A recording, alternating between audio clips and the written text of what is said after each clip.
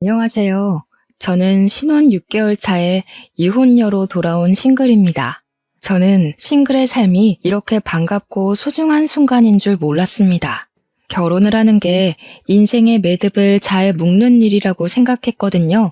결혼을 안 하면 사회적으로 도태가 된다는 선입견이 있었고, 남녀가 유별난 세상인데 결혼 못하고 어떻게 사나 그렇게 생각했던 사람입니다.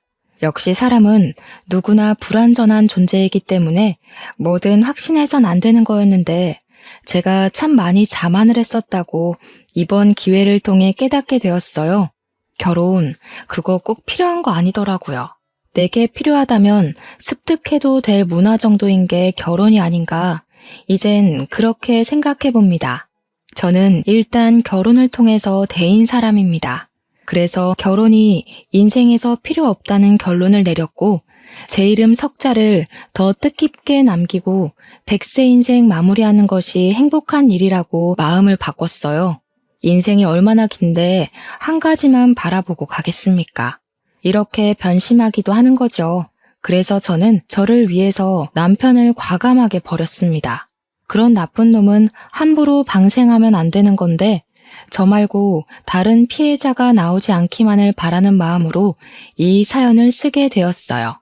비록 몽타주를 설명해 드리진 못하나 이런 썩을 놈도 같은 하늘 아래 존재한다는 걸 꼭 기억하셔서 몸살이시길 바랍니다. 제게는 가난하지만 성실하고 목표만 꾸준히 바라보며 달리는 남편이 있었습니다. 남편은 가난하다는 말 그대로 태초부터 형편이 좋지 못했던 사람이었어요. 일단 남편은 고아입니다. 어릴 적 일찍 부모님을 잃고 혼자가 되었다고 했어요. 남들은 캠퍼스 생활 누리려고 설레하며 성인이 되길 기다릴 때 남편은 조금 다른 의미로 성인이 되기만을 기다렸습니다. 부모님 없이 홀로 서기를 빨리 시작했던 남편은 일단 돈이 필요했다고 했어요. 그래서 20살이 되자마자 눈칫밥 먹으며 지냈던 친척 집을 나와 독립을 했고 바로 아르바이트를 시작했다고 했습니다. 남편이 가난한 형편이었다고 해서 돈 하나만 보고 달렸던 건 또 아니었어요. 돈을 벌더라도 자기 미래를 길게 책임질 수 있는 수익처가 필요했다는 겁니다. 그 어린 나이에 한참 철든 생각을 했던 남편은 오전부터 저녁까지 아르바이트를 마치고 오면 도서관에 가서 진로에 대한 공부와 자격증 준비를 병행하면서 미래를 대비했던 사람이었어요. 남편과 저는 같은 건설회사에서 만나게 되었는데요. 대학 졸업 후 취업해 갓 신인이었던 저와 달리 남편은 건설회사에서 밑바닥부터 시작하여 인맥을 통해 면접의 기회를 얻을 수 있게 되었고, 어린 나이에 입사해 이미 팀장 자리를 맡고 있던 사람이었습니다. 저보다 나이가 1살은 어렸는데도 능력이 대단해서 남편에게 보이는 후광에 빠져든 여사원들이 한둘이 아니었어요. 남편은 잘생긴 편은 아니었지만 키가 크고 체격이 다부져서 여자들의 눈길을 끄는 타입이었고, 일 외에는 사사로운 것에 관심이 없어서 더 매력적으로 보였던 사람이기도 했습니다. 그런 남편에게 눈길을 준 여자들 중 하나가 저이기도 했고요.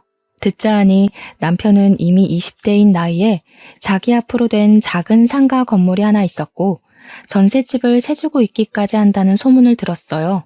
결혼 나이가 꽉 찬 여자들 눈에 남편은 그야말로 1등 신랑감이나 다름없었습니다.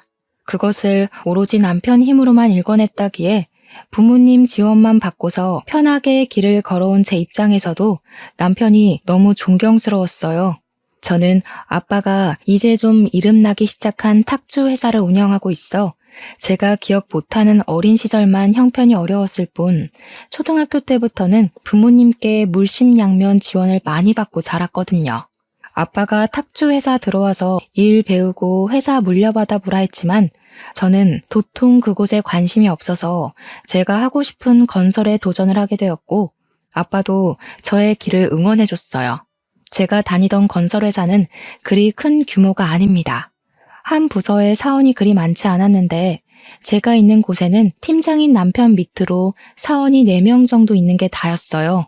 그래서 우리끼리 회식하면서 가볍게 술자리도 하다 보니 대충 어떤 사람이고 어떤 여건인지 서로 아는 정도로 친했어요. 제가 입사했을 당시는 회사가 좀 바빠서 신입사원 환영회를 좀 늦게 했었는데 제 부서에는 저만 신입이었던지라 늦게 환영회를 하는 만큼 제 얘기가 주가 될 수밖에 없었는데요. 옆에 앉은 동료가 저더러 회사 대표 딸이라는 걸 밝히면서 부잣집 아가씨라며 놀리더라고요.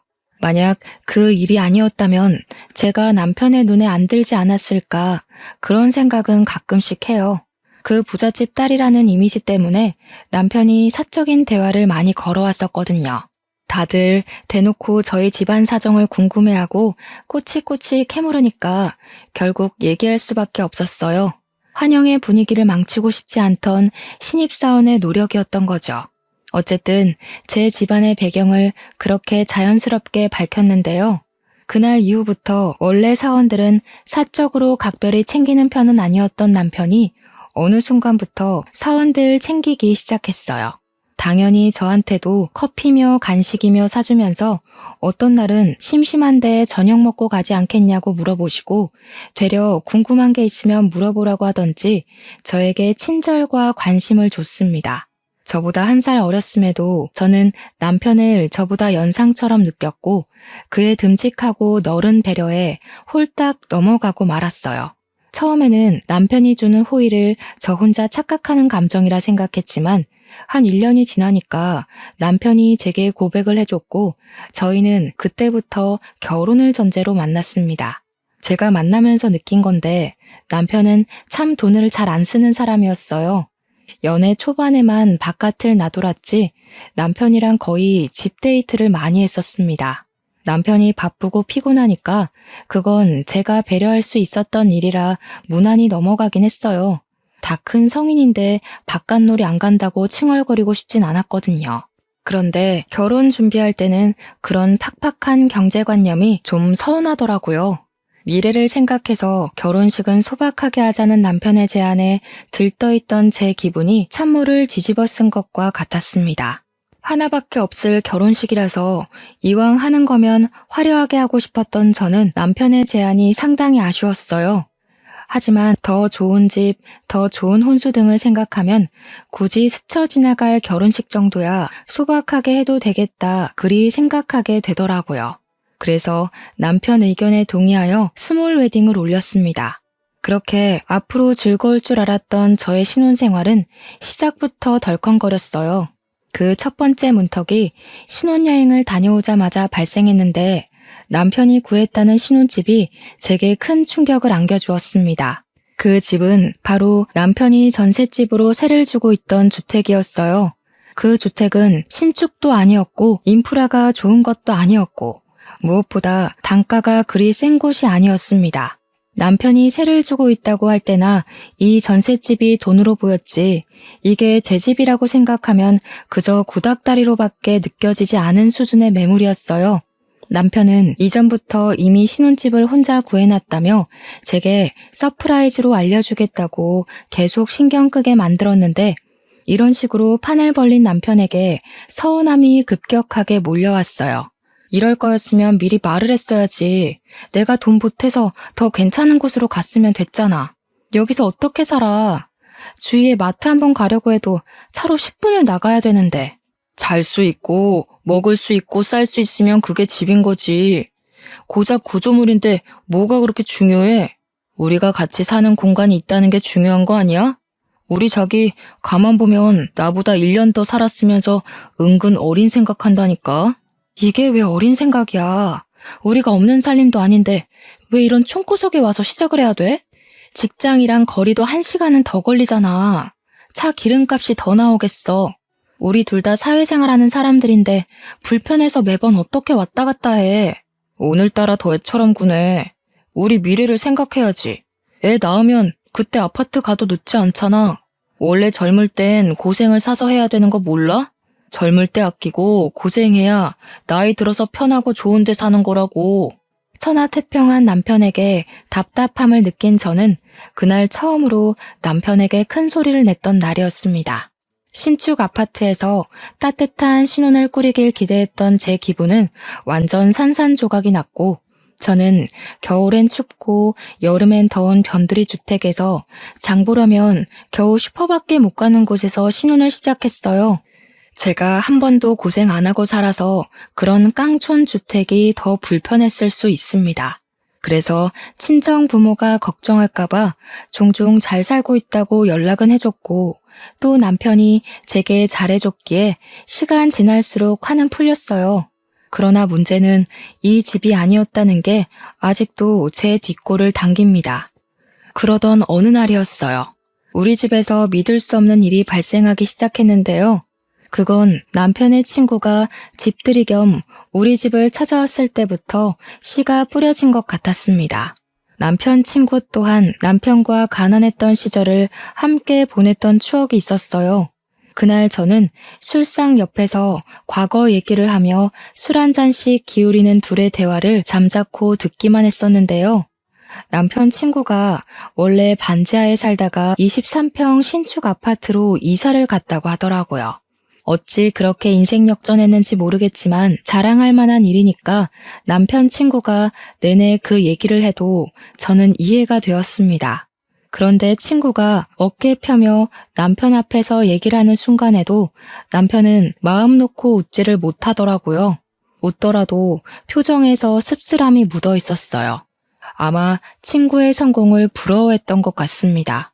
제가 보기엔 남편도 가난을 극복했고 작은 상가 건물도 갖고 있고 전세도 주고 있던 여건이라 충분히 성공한 사람이라고 보는데 남편 입장에선 아니었나 보더라고요. 남편이 나름 자수성가한 것에 비해 씀씀이는 아직 과거에 머물고 있는 듯 했습니다. 그러니 고생한 만큼 스스로 보상을 마련한 친구와 달리 여전히 집 하나 사는 것에도 과감하지 못했던 거 아니겠습니까? 그걸 생각하니 남편의 속사정이 안쓰러웠고 철없이 집투정 부렸던 제 자신을 반성까지 했었어요. 그런데 술이 한두 잔 들어가고 나서부터는 제가 좀 기분 상할 일이 생겼는데요. 제가 자리를 비우기만 하면 남편 친구가 남편한테 수상쩍게 속닥거리더라고요. 한두 번은 모른 채 해줬지만 제가 자리에 앉을 때마다 입을 싹 다무는 걸 보곤 나중에는 치사해서 직접 물어봤어요. 뭔데 그렇게 둘만 재밌는 얘기하냐고 나도 말해주라고 살갑게 굴었더니 남편 친구가 껄껄 웃었고 남편은 아무것도 아니라면서 술만 마셨습니다. 그런데도 남편 친구의 주둥이는 술이 들어간 탓에 쉽게 열렸어요. 재수씨, 좀 사는 집 딸이라면서요? 이 자식한테 제일 큰 복이 재수씨 같은데 이 자식이 워낙 우직하잖아요. 돈 많은 와이프 덕을 못 누리는 것 같아서 불쌍해가지고 마누라 덕 좀 보라고 꼬시는 중이었어요. 친구분이 하는 말이 제게 무례일 수도 있지만 저는 그것보다 남편의 기분이 더 신경 쓰였습니다.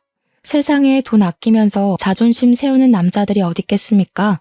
남자라면 한 번쯤은 돈을 팍팍 쓰면서 남들에게 동경 어린 눈빛도 받고 싶고 대단한 대우받고 싶고 그렇잖아요.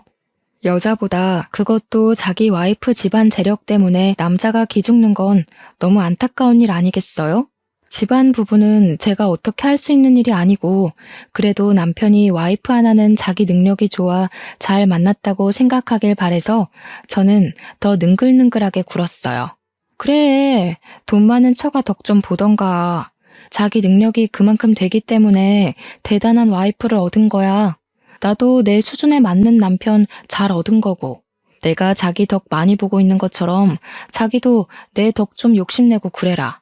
사람이 어떻게 매일 성실하고 알뜰하게만 살겠어. 친구 앞에서 기죽지 말라고 술 기운을 빌어 더 넉살을 부렸습니다. 그러니까 남편은 가만히 있는데 옆에서 친구가 더 난리를 치더라고요. 분명 재수씨가 덕보라고 그랬어요. 고바 자식아, 내가 시키는 대로 해보라니까. 돈 버는 거 생각보다 별거 아니더라고. 우리가 어릴 땐 너무 무식했어.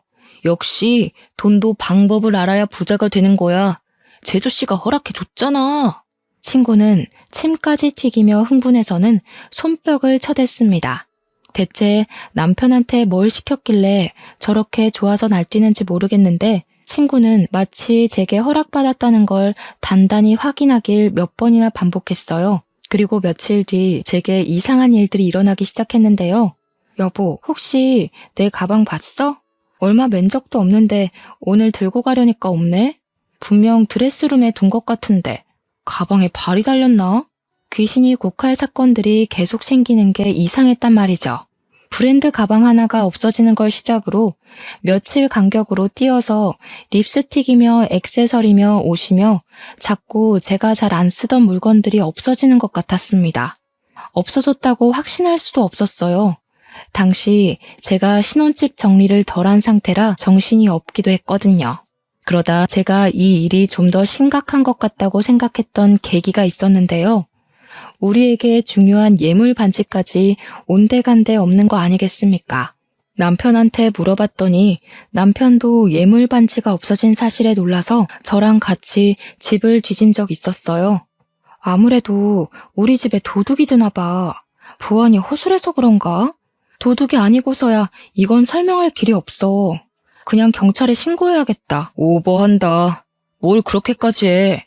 그러다 이게 우리 실수면 경찰들만 고생시키는 거잖아. 누가 들락거리는 흔적이 확실하면 그때 신고하자. 짐 정리하다 보면 나올 수도 있으니까. 확신도 없는 일로 경찰을 부르는 건 매너가 아니라는 남편 말도 일리가 있어서 일단 저는 그날 뒤로 집 보안 문제에 크게 신경을 썼습니다.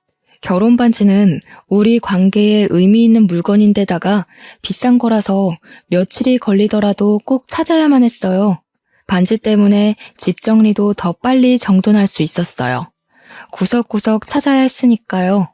그렇게 시간만 흐르던 어느 날 기념일도 아닌데 남편이 처가 얘기를 먼저 꺼냈어요. 다짜고짜 우리 엄마 생신 아니냐면서 처가에 가자고 하더라고요. 저희 부모님을 생각하는 남편의 마음이 고맙긴 했지만 저희 엄마 생신은 아니었던지라 남편한테 친정 갈 필요 없다고 했습니다.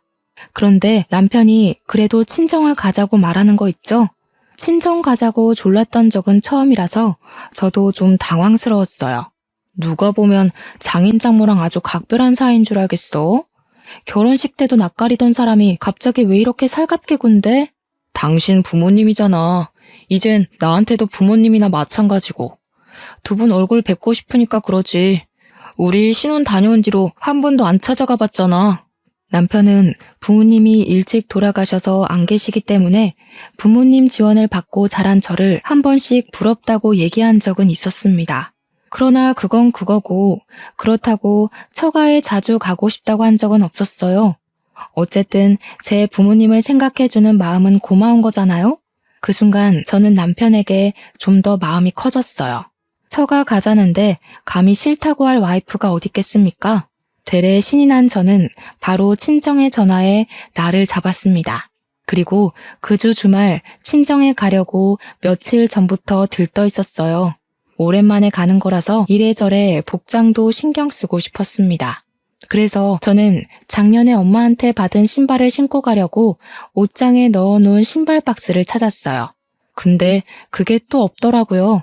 한동안 잊고 있던 도둑 사건을 다시 떠오르게 만들어준 순간이었어요. 저는 등골이 싸한 기운을 느끼며 남편한테 곧장 물어봤지만 모른다는 답변이 날라올 줄 알고 있었습니다. 남편은 제 물건이 어디에 있고 뭐가 있는지 잘 모르는 사람이거든요. 여자 물건에 관심도 없고요. 아무래도 친정 다녀오고 나서 진지하게 신고를 해봐야겠다고 마음을 먹었어요. 제가 한참 도둑 고민으로 심각해 있을 때 남편은 집들이 온 친구랑 뭘 그렇게 자주 연락을 하는 건지 누가 보면 둘이 부부인 줄 알 정도로 문자를 계속 주고받고 있었습니다.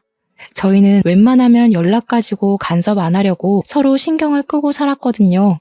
근데 남편이 그 친구 때문에 밥 먹을 때도 수시로 폰을 보고 전화도 자주 하는 걸 보니 여간 신경 쓰이는 게 아니더라고요. 어쨌든 그날은 구두를 온종일 찾았지만 결국 당일까지 찾지 못해서 그냥 다른 구두를 신고 집을 나섰습니다. 친정에 갔더니 바쁜 우리 아빠는 집에 없고 엄마만 우리를 반겨주었는데요. 엄마는 결혼 전에도 듬직한 연하 남편을 기특하게 생각했었어요. 나이도 어린데 부모 없이 자수성가했다고 엄청 자랑스러워했습니다. 우리 집에 남동생이 하나 있으니까 마치 둘째 아들 보는 것처럼 남편을 귀하게 대우해줬죠. 평소 알뜰살뜰한 엄마는 남편만 등장하면 돈을 팍팍 질러서 비싼 음식을 많이 대접했어요. 사위가 먼저 살갑게 못 굴어도 사위를 꿀 떨어지게 보는 엄마였는데 처가가 보고 싶어서 그냥 왔다는 사위의 태도는 또 얼마나 예뻐 보였겠습니까? 그래서 엄마 눈에 저는 안 보이는지 남편만 챙기며 난리가 났더라고요. 유난스럽긴 했지만 그 모습이 보기 좋아서 저도 내심 뿌듯했고 엄마한테 더 애교를 부렸어요. 한참 분위기 좋게 저녁 식사를 마친 저는 엄마랑 같이 자리를 정리하고 설거지를 하기 위해 주방에서 분주하게 있었습니다. 그때 남편이 화장실 간다고 잠깐 자리를 비웠는데요. 제가 설거지를 다 끝냈는데도 한참이나 안 오는 겁니다. 엄마도 못 봤다고 하길래 제가 나서서 남편을 찾았으나 남편이 아예 집에 없다는 걸 알았어요. 당황해서 남편한테 전화를 걸었더니 잠깐 담배 때문에 밑에 내려왔다고 하더군요. 그런가 싶어서 넘겼는데 담배를 만들어서 피는 건지 몇 분이 지나도 안 올라오는 거 아니겠어요? 엄마가 그만 시간도 늦었는데 더 늦기 전에 얼른 돌아가 보라고 하더라고요. 아무래도 남편한테 바쁜 일 생긴 것 같다면서 말이죠. 진짜 무슨 일이라도 생긴 건가 싶어서 저는 엄마한테 홀로 인사를 올리고 남편 차가 있는 곳으로 내려갔어요. 남편이 트렁크 쪽에서 뭘 하고 있는 겁니다. 뭐 하냐고 물으면서 다가가니까 남편이 깜짝 놀라며 트렁크를 쾅 닫아버리더라고요. 이미 그것만으로도 너무 수상쩍었어요. 뭔데 그렇게 놀라서 숨기냐고 물었는데 남편은 그저 아무것도 아니라고 왜 내려왔냐는 말만 했습니다. 최대한 침착하게 대응하려는 것 같은데 처음 보는 남편의 당황한 얼굴이 자꾸 제 기분을 찝찝하게 만들었습니다. 일단 모른 척하고 집에 돌아왔어요. 그리고 남편이 잘 때까지도 저는 트렁크 생각만 하며 밤잠을 설쳤습니다. 그날을 놓치면 영영 트렁크 의문을 해결 볼 수 없을 것 같던 저는 끝내 남편이 잠든 새벽에 몰래 일어나 집 밖을 나갔어요. 남편 차 트렁크를 열고 휴대폰 플래시를 비춰 안을 들여다봤습니다. 이것저것이 많았는데 주로 공구 상자나 회사에 필요한 짐들이더라고요. 진짜 별거 아니었나 싶어 뒤지는 걸 포기하려던 와중에 순간 제 눈을 사로잡은 작은 주머니가 보였어요. 다른 짐들과 어울리지 않게 고급진 것이 붉은색 벨벳 재질로 되어 있어 더 시선이 갔습니다. 그걸 집어서 열어본 순간 저는 그동안 없어졌던 제 물건의 진상을 눈치채게 되었어요. 그 주머니 안에는 황당하게도 제 친정 부모가 예물로 바쳤던 반지 한 쌍과 잃어버렸던 우리 결혼 반지까지 들어있는 겁니다. 이걸 보는 순간 이걸 급급하게 숨기던 남편 행동도 떠올랐고 당황하던 남편 얼굴도 떠올랐습니다. 그건 즉 남편이 이걸 훔쳤다는 말밖에 되지 않는 증거였어요. 도대체 이게 왜 남편 트렁크에서 나왔는지 궁금했습니다. 남편의 짓이 맞는다면 남편이 왜 이런 짓을 했는지도 궁금했어요. 그냥 넘기면 안 될 것 같다는 생각이 강하게 들어서 저는 서둘러 집에 들어가 남편을 깨웠습니다. 남편이 피로한 기색으로 일어났는데 제가 그 사람 눈앞에다가 바로 주머니를 들이밀었어요. 왜 우리 반지랑 부모님 예물 반지가 당신 차에 있냐고 따졌습니다. 그러자 남편이 화들짝 놀라면서 그 주머니를 뺐더라고요. 이걸 왜 당신이 들고 있어? 설마 내 차 뒤진 거야? 왜 남의 차를 함부로 뒤져? 진짜 소름 끼친다. 나 자는 사이에 차키 빼돌려서 차를 열어본 거냐? 당신이 도둑이야? 지금 누가 누구더러 도둑이래? 당신 입에서 그딴 소리가 나오는 게 맞다고 생각해? 우리 결혼 반지 어디 있는지 모른다면서. 그럼 이건 뭔데? 왜 거짓말해? 그동안 내 물건 안 보이는 것도 다 당신 짓이었어? 무슨? 잘 알지도 못하면서 생사람 잡지 마. 다짜고짜 새벽에 사람 깨워서 왜 이래? 앞으로 내 허락 없이 내 물건 손대지 마라. 아무리 부부라도 선은 지켜야지. 남편은 끝까지 자기 짓을 발뺌했어요.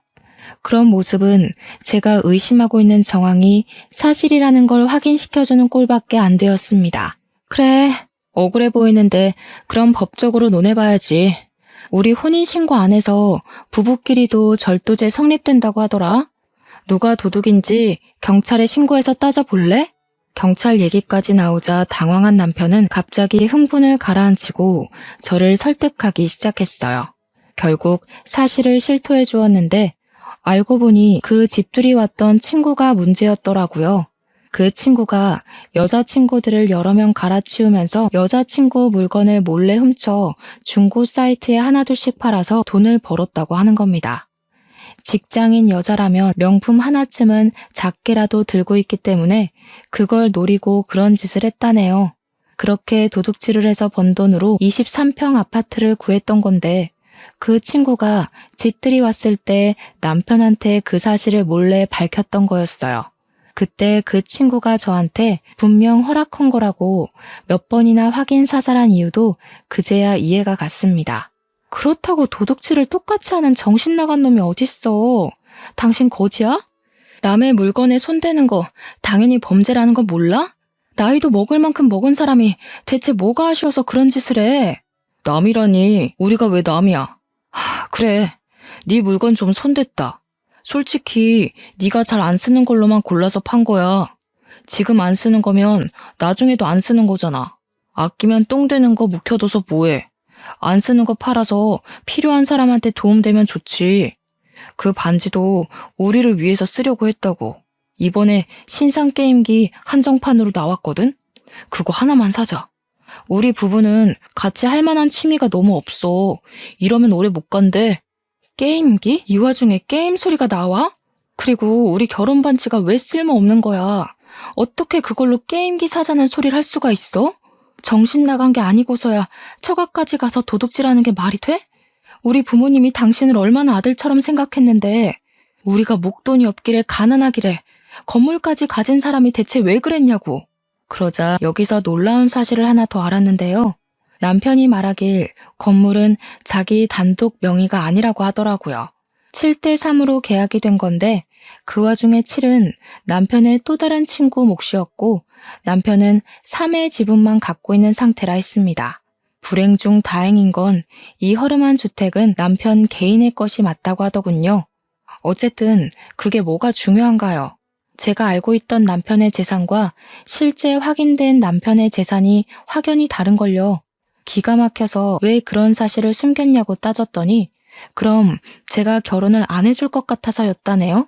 그 순간 우라통이 터져서 남편의 머리통을 한 대 쥐어박아 버렸습니다. 무슨 그런 철딱선이 없는 변명이 다 있어? 결혼 때문에 재산을 속여? 그래서 지금 내 물건까지 훔쳐서 돈을 벌어들였다는 거냐? 아, 서운하게. 결혼했는데 네 돈 내 돈이 어딨어? 서로 상부상조하는 셈인데 뭘 그렇게까지 생각해. 그리고 너 돈 많잖아. 굳이 내가 갖다 판 물건 아니더라도 먹고 사는데 지장 없으면서 나 좀 도와주면 안 되냐? 나조차고 그랬는 줄 알아? 다 우리 식구 잘 먹고 잘 살려고 돈 좀 불려보려던 건데 어떻게 외조를 도둑질이라고 할 수가 있어. 나야말로 서운하다. 외조? 도둑질이 상부상조라고? 내가 이 집 다 갖다 팔고 내조했다고 하면 너 같으면 이해가 되겠냐? 아무리 돈을 원해도 그렇지. 그럴 거면 차라리 나한테 빌려달라고 하던가. 어떻게 도둑질을 따라할 수가 있어. 그 친구 짓이 쓰레기인지 아닌지도 구분 못해? 똥인지 된장인지 꼭 처먹어봐야 아냐고. 남편은 자기 친구를 무시하지 말라며 제게 누나를 불아렸습니다. 그러면서 남자 자존심에 여자한테 돈 빌리는 짓은 절대 못한다며 저더러 남자 마음도 이해 못해주는 와이프 취급하길래 답답해서 정강이까지 걷어차줬어요. 도둑질하는 친구도 친구지만 그걸 기발하다고 쳤다라는 네가 더 가관이다. 이런 도둑놈 새끼를 자수성가했다고 존경한 내가 등신이지. 꼴도 보기 싫으니까 당분간 연락하지 마. 저는 남편에게 생각할 시간 좀 갖자고 하고 집을 나서려고 했어요. 그러니까 진짜 말문이 막혔던 게 남편이 저를 붙잡고 매달리면서 갈 땐 가더라도 반지는 주고 가라고 하는 거 아니겠습니까? 무슨 이런 거지 새끼가 다 있나 싶어서 발등을 콱 밟아버리고 나와버렸어요. 비명을 지르는 남편을 홀로 두고 바로 친정으로 내려와 버렸습니다. 친정 부모에게 반지를 돌려주면서 남편과 있었던 일들을 밝혔는데 친정엄마가 좀 많이 충격을 받았고 친정아빠는 자리를 들고 일어나 노발대발 화를 냈어요. 당장 사위 부르라고 전화를 하려고 하길래 제가 겨우 진정을 시켰습니다. 제가 남편 꼴을 보기 싫은 것도 있었고 돈에 눈돌아 있는 남편을 아빠가 잘못 건드렸다가 아빠 명예까지 실추되는 일이 생길까봐 걱정되어서 말려야만 했어요. 근데 남편이 먼저 찾아왔더라고요. 친정에 찾아와 용서를 막 구하는데 그때 친정 아빠의 반응이 걱정되었지만 다행히도 아빠는 사위에게 손찌검은 하지 않았습니다. 다만 남편을 문전박대하면서 아예 투명인간 취급만 하였어요. 자기한테는 이제 사위 같은 거 없다고 생각하며 살 거라고 남편을 매몰차게 외면했습니다. 그리고 아빠는 남편에게 선물로 줬던 차까지 뺏어버렸어요. 그날 남편은 친정에 자차 타고 내려왔다가 버스를 타고 집으로 돌아갔었습니다.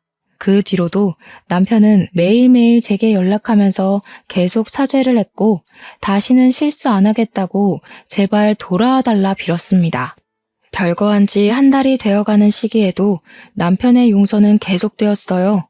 그땐 친정엄마도 그만 사위를 용서해주는 게 어떻겠냐고 원래 도둑질하던 애가 아니었으니까 진짜 반성하고 잘못을 고쳤을 거라며 저를 설득했습니다.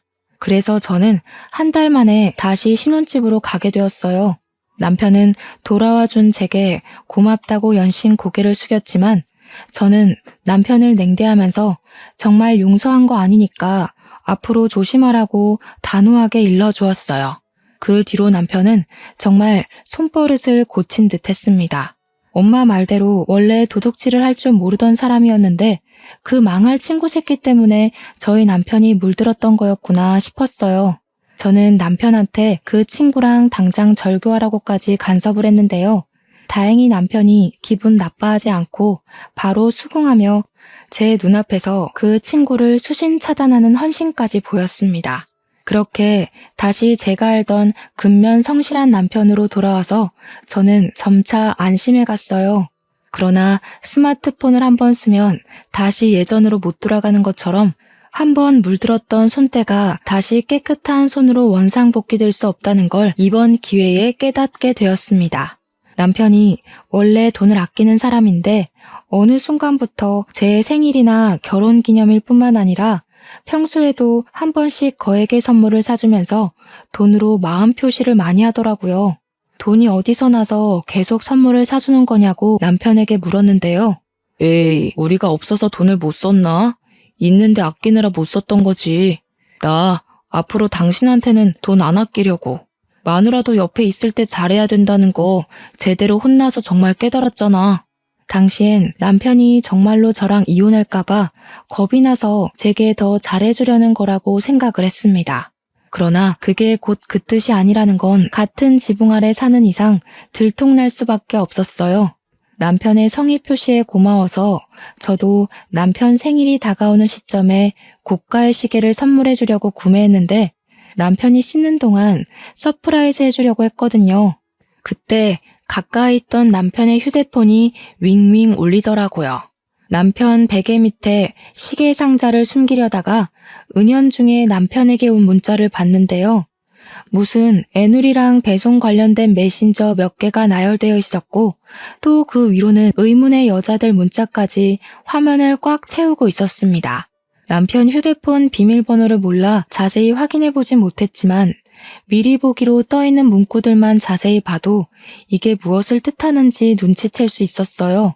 이 정신나간 놈이 바람을 피우는 것 같더라고요. 연락하는 여자가 미리 보기에만 4명이 있었고 중고 제품 산다고 연락 온 사람들은 무려 10대명은 되어 보였습니다. 불륜 사실 때문에 머릿속이 새하얘져서 다른 건 신경 못 쓰고 있었는데 그 순간 설마 싶은 생각이 뇌리를 스치는 겁니다. 남편이 제게 사줬던 수많은 선물의 출처가 의심스러웠어요. 설마 내 물건을 훔쳐서 팔았던 것처럼 이 여자들 물건을 도둑질해서 번 돈으로 사온 선물이었나 싶더라고요. 저는 남편이 나오기 전 남편 휴대폰에 유심을 뺀 뒤 폰을 숨겼고 급하게 휴대폰을 찾는 남편을 모른 척한 뒤 남편 폰에 있는 연락처와 문자만 제가 갖고 있던 공기계로 옮겼습니다. 샅샅이 살펴보니까 내막은 더 가관이더라고요. 제가 미리 보기로만 봤던 여자들은 일부에 불과했고 동창부터 직장 후배에 신입사원에 소개받은 여자들까지 전부 남편이랑 사귀는 건 아닌데 썸 비슷한 관계를 유지하고 있는 듯 했어요. 그리고 웃기게도 이들에게서 온 문자에는 공통점이 있었는데 전부 다 하나같이 내 물건 뭐 없어졌는데 혹시 본 적 있냐고 묻는 질문이 한 번씩은 들어 있었습니다. 아니나 다를까 애누리 물어보는 사람들의 문자까지 확인을 해봤거든요. 진짜 경악을 금치 못했어요. 여자 명품 물건들을 찍은 사진과 함께 남편의 장사치 말솜씨가 아주 화려하게 펼쳐져 있더라고요. 너무 기가 막혔던 저는 남편한테 말도 안 하고 그 수많은 여자들의 문자를 전부 캡처했습니다. 진작에 이혼을 했어야 하는 건데 제 판단 실수로 본의 아니게 2번 상처를 받아버렸잖아요. 그래서 제가 더 눈에 뵈는 게 없었어요. 분노 때문에 눈앞이 하얘진 경우를 처음 겪어보았습니다. 더 이상 이런 도둑놈 새끼를 눈 감아줄 여유가 없었기에 이제 남편을 놓아주기로 결심했어요. 그래서 이혼 소송하기 전 일단 상간녀 소송을 몰래 진행해버렸습니다. 그리고 며칠 뒤 남편에게 생일 선물로 여행을 가자고 꼬셨어요. 그래서 휴가를 연달아 낸 남편은 여행 당일 그저 신이 난 채로 제게 또 선물을 주었습니다. 명품 립스틱이었는데 잘도 포장을 해왔더라고요. 아마 도둑질해서 번 돈으로 구매했겠죠. 어쩌다가 자수성가 남편이 도둑놈으로 전략한 건지. 그런 남편을 둔 제 처지가 너무 비참해서 한숨밖에 안 나왔습니다. 한시라도 빨리 갈라서고 싶어 미치는 줄 알았어요. 남편이 여행 때문에 당일을 기다린 것처럼 저도 남편과 제대로 쪽내기 위해 당일을 기다렸습니다. 그러니까 남편과 함께 공항을 찾은 그날은 여행도 뭣도 아니고 사실 남편과 작별하는 날이었어요. 제가 그쪽으로 소송했던 상간녀들을 다 불렀거든요.